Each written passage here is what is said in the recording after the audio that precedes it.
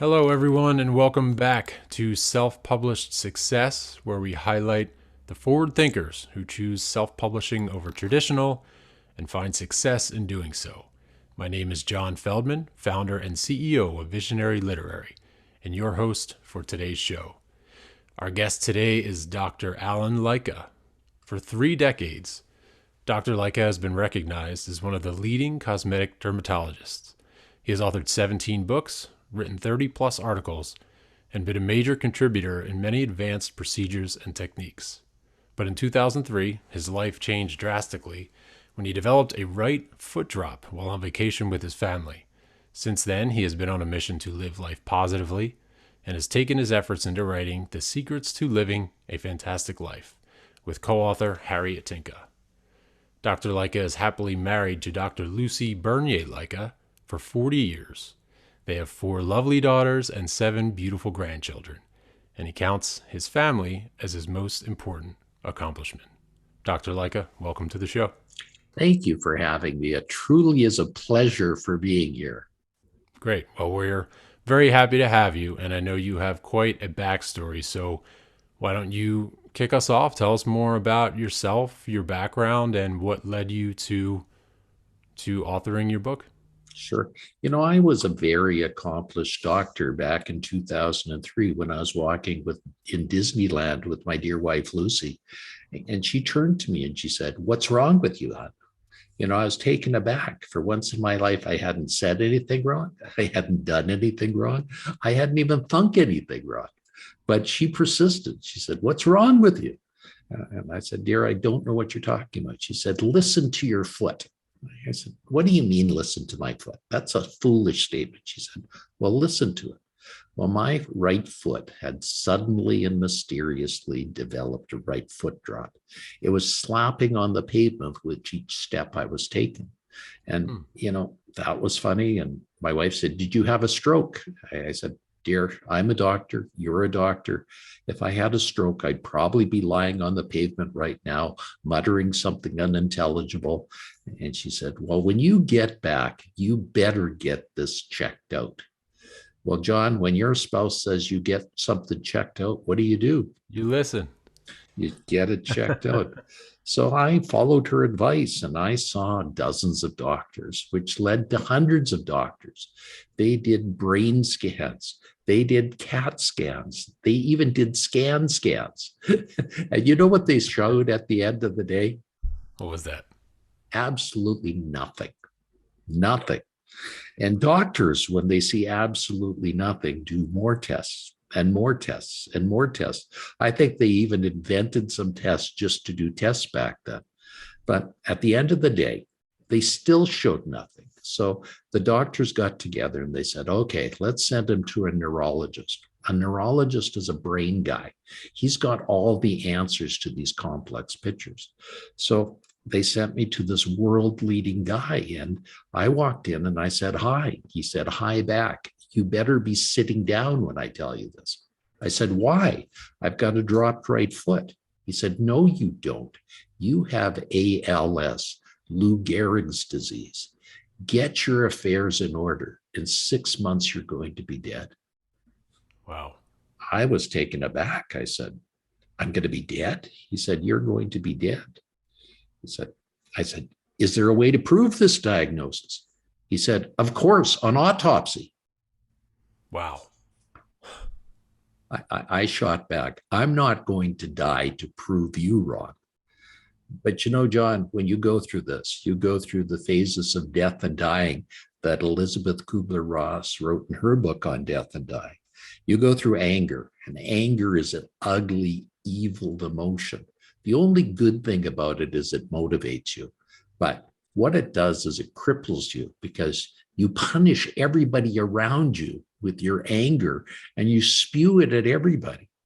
And then there's bargaining. "Oh God, please don't let this happen. I'll do anything if you don't let this happen." Yeah. But I thought God wasn't listening, at least then. You go through other phases, and the worst phase is depression. Depression. Have you ever been depressed, John? Luckily, I can say that I haven't. Good, because it's an ugly, ugly phase. That's when you can't sleep. That's when you can't eat. That's when you can't do anything. You lay in bed all day staring at the ceiling because you've lost your purpose. And you literally say, I just can't keep going. And, I wasn't going to let myself die with ALS, gasping for breath at the end. So I even had a plan to kill myself. Wow. But before I did that, I went to my wife and said, Dear, what do I have? She said, I haven't got the faintest idea, she said.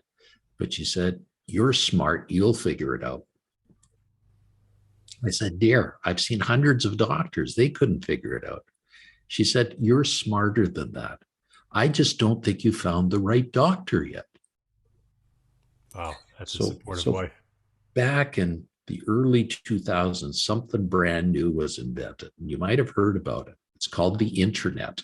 You ever hear of that? I think so, once or twice. Yeah, I think Al Gore invented it or something like that.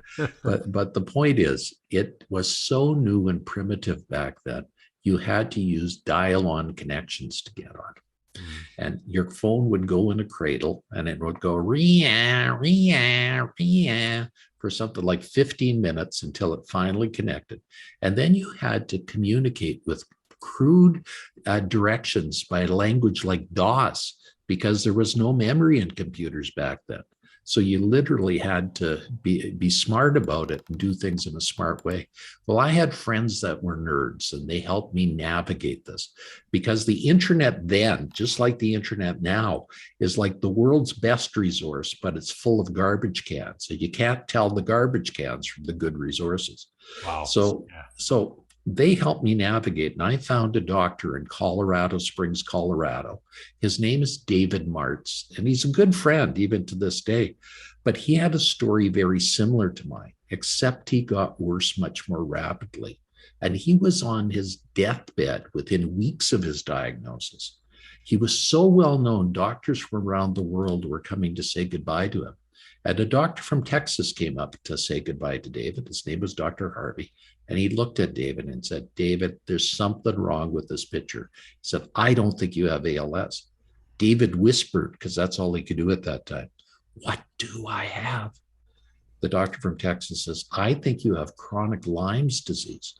I think you've been bitten by a tick. And that tick has caused a chronic neurological illness that mimics ALS. Well, David said, what do I do? The doctors from Texas says, you need not do anything, he said. All you have to do is, I'll start you on treatment. If I'm right, you'll get better. And a miracle happened. Like Lazarus, David rose from the dead. Within 2 weeks, he was back to normal. Now, I knew I had to get in touch with David. And so I phoned every hospital in Colorado Springs, Colorado, and I got in touch with David at the Methodist Hospital.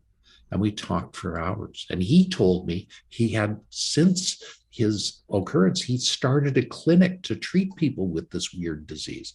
And he had over 2,000 people that he's treating now.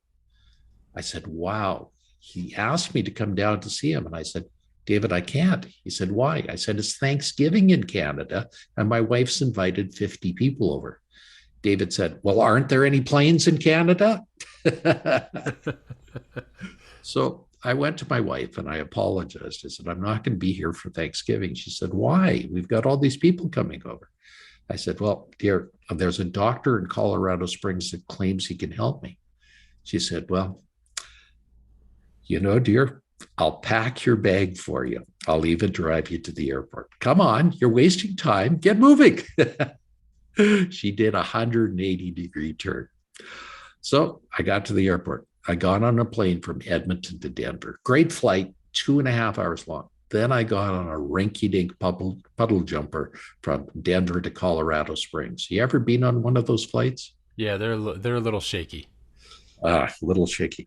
This flight would go along and drop 100 feet all at once. Then it would fly along, drop another 200 feet. You see, the air off the desert comes at the end of the day and it causes turbulence, which causes this flight that's like the drop of doom, repeated over and over and over again until you land. Thank goodness it's only 15 minutes long. And I got off the plane, I crawled off, and there was David on the tarmac to meet me. You see, back in those days, it didn't matter. He was a well-known doctor. I was a well-known doctor. There weren't all these security precautions put on. So it was easy. But I was able to talk to David, and we talked for hours. And he said, I think history is repeating itself. And he started me on this beautiful course, and he started me on treatment. That's why I was able to keep on practicing to 2019, doing all the cosmetic surgery and wonderful things when I stepped away to help people more. Now, during my journey, I met this wonderful lady called Harriet Tinka. You see, when I went through this crisis, I decided to give back more. And one of the things I did was sponsor an event called Women of Distinction at the YWCA, where I honored women in society. And Harriet applied for an award called the Turning Point Award. Now, Harriet's story was similar to mine, but very different. She had gone through a time when she was a world-class model, walking the cat ropes of New York and Milan and Paris, but she stepped away to become an accountant. And she took her accountant training at the University of Calgary. The difficulty there is she met a psychopath who ended up kidnapping her, stabbing her, and leaving her for dead. Wow. Now, Harriet didn't know how she got to the hospital, but when she got there, a young girl by the name of Amber saved her life. Amber was an amazing young lady. She was wheeling down the hallways in a wheelchair. She had lost use of her legs and both of her parents in a car accident, yet she was happy as a lark. And she talked to Harriet and said to Harriet, "What are you here for?" And Harriet told her story. The girl said, "You should be ashamed of yourself," she said. "You should be using your story to empower women." So Harriet applied for this award at this Women of Distinction, not to win the award, but to meet me. And she wanted to buy me lunch. And she said, "We have to write a book together, Dr. Lycka." And so that's how my book, The Secrets to Living a Fantastic Life, came about. And we published that just at the start of 2020, just at the start of the great pandemic. And so it became an award-winning international bestseller. Now that became a podcast that I run called How to Live a Fantastic Life, that then became a syndicated radio show. So it now is 12 episodes a week and has over 3 million listeners a month. Well, congratulations. And the two of you clearly have incredible background stories, especially yours. It was a long process that brought you up to writing and publishing that book in 2020, and the success that came along with it. Well, it truly is an amazing journey. And as I said, God wasn't listening to me then, but truly, you never know the message and the path that you're put on. And the path is far broader than you'd ever imagine. And the success you're going to have is far more greater than you'll ever imagine if you let it. So the point is, we wrote this great book. In addition, Harriet and I wrote another book with Jack Canfield called Pillars of Success. And it's been a great journey. I wrote 3 best-selling books during the great pandemic of 2020. So the pandemic, I didn't let it slow me down. I just let it grow me in other ways.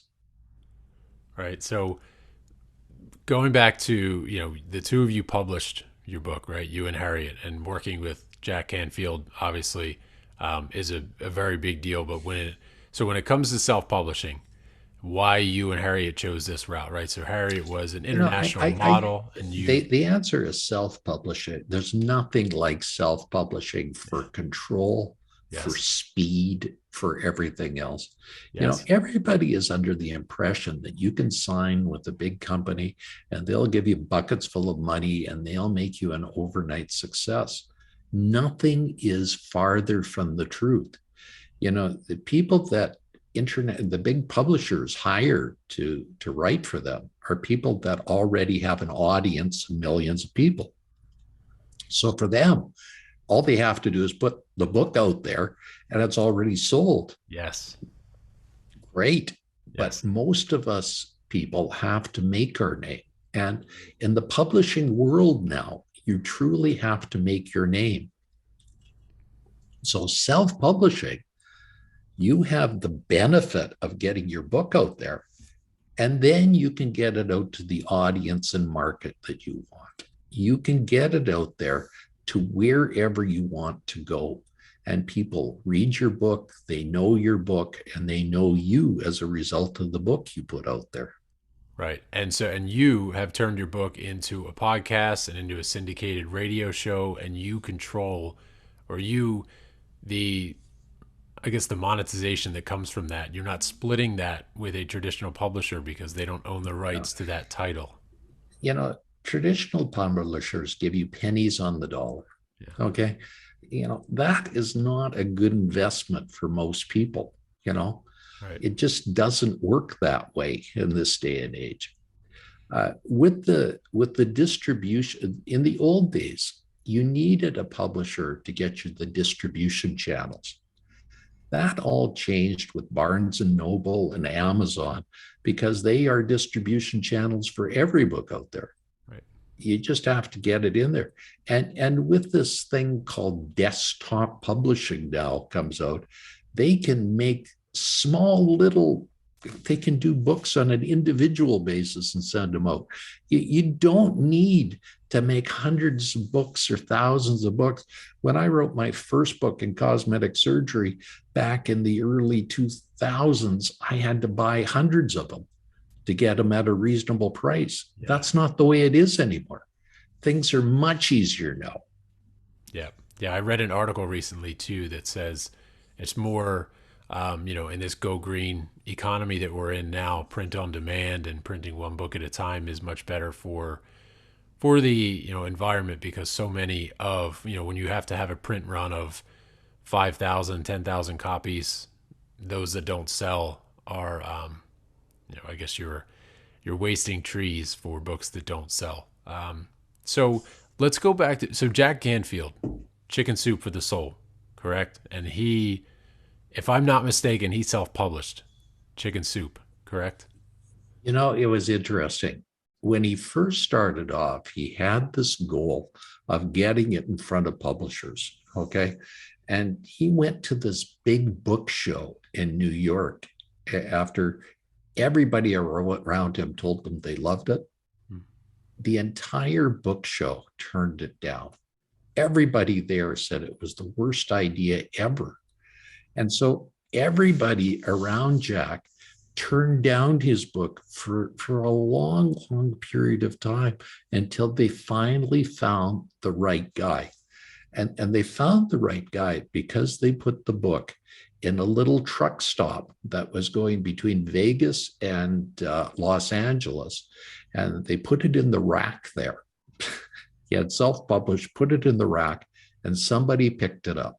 And that guy who picked it up was the owner of a big publishing company, and to say, oh, this is good, and decided that he was going to then give it some light.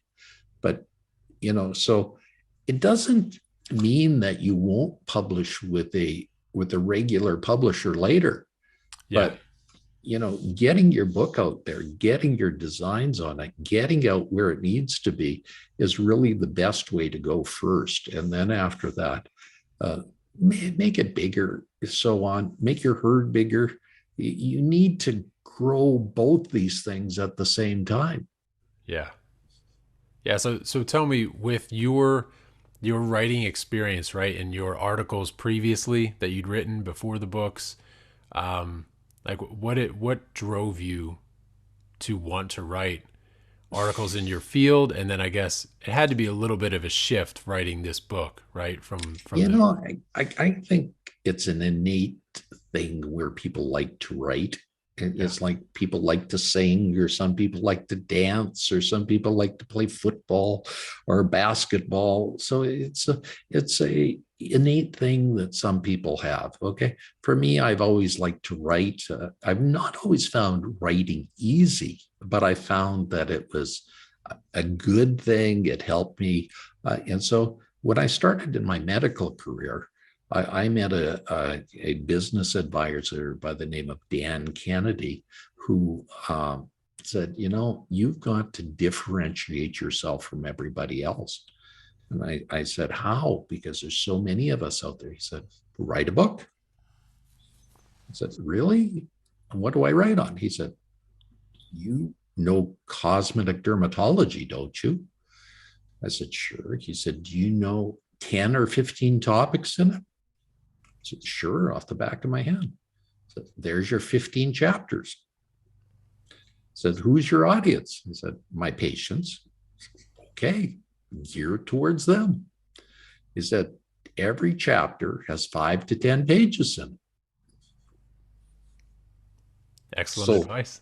so guess what? I was able to put that together. Now, it didn't take overnight. I kept perfecting it. I found there's no such thing as good writing. There's only good rewriting. Yep. So you have to realize that the first time you get it out there, it's not going to be a masterpiece. It's not going to be the Mona Lisa or a Piaget. It's going to take time to get it to the point that you want it to be. And you got to find a good editor. And people say, well, how do you find a good editor? The answer is you got to try them on for size, because editors come in all shapes and all sizes. And there's different types of editing and Yes. different types that go on. So you really need to find one that's going to make your words dance. And that is something I was fortunate to do. I found an editor by the name of Robert Buckland, who helped me a lot that way. And he helped me with all my 17 books that I wrote when I was in cosmetic dermatology. So it was a great relationship and so on. Now, when I went into the other areas and started publishing after I left cosmetic dermatology, I had other editors. And again, I had to find the right ones to help make my words dance and my thoughts dance. Now, that was an interesting process because just then COVID hit. So instead of meeting with people, we then had to meet online to make it happen and do things in a different way than we had. But guess what? Anytime things come up, ingenuity comes up and new ways come up, and you make it happen. Excellent. Yeah. And with the internet, right, and everything virtual, it opens up the talent pool tremendously. So that's good when it comes to any listeners that are looking for editors and where to find editors. Well, So right now I'm putting my book, the Secrets to Living a Fantastic Life, into a course, and that course is being edited now, and I'm going to be filming it in Tampa Bay, Florida, in a month or so. So the key is they're editing, they're getting my scripts down, doing things with that, so it'll flow fluidly. So all these things are doable. You just have to move forward. good. So you went into answering my next question, which is what is next for you? What is next for you and Harriet with the book? What does the future hold? Then the next thing is, we want to put it into a course. Then we also do want to do seminars. The other thing I love to do is coaching with individuals and groups. So if people want that, I suggest they check me out as well, because I think the shortest way to get from point A to point B is to have a coach. Um, Great hockey players, great football players, great soccer players would be nothing without a coach. And coaching is so important. Now, is coaching expensive? Well, good things in life do have a price to them, but they're cheap compared to not having them. You know, Yeah. uh, yeah, that's the thing about this is if you're going to succeed and excel, you need to realize it's an investment in yourself, and investments have to be made. I think one of the cheapest investments is education. you know at the end of the day, it's one of the best investments you're ever going to have. So get a good education. Yeah. Even education through books. My bookshelf is jam packed with business education. And I also have a business coach who is not cheap, but again, like you said, well worth the investment. So, Dr. Lycka, this has been fantastic information. It's been great to have you. Where can people find more about you, your book, your work, and what's forthcoming? Oh, fantastic.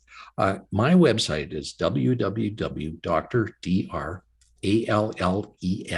Lycka, Lycka.com. All my stuff is there.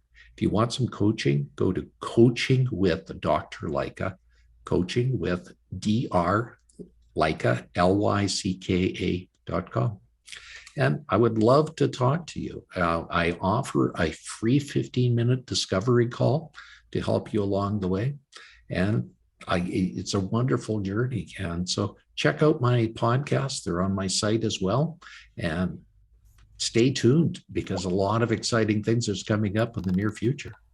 Excellent to hear. Well, Dr. Lycka, thank you. This has been a blast. We appreciate you being on the show and wish you the best of luck. Bye for now. All right. Thank you.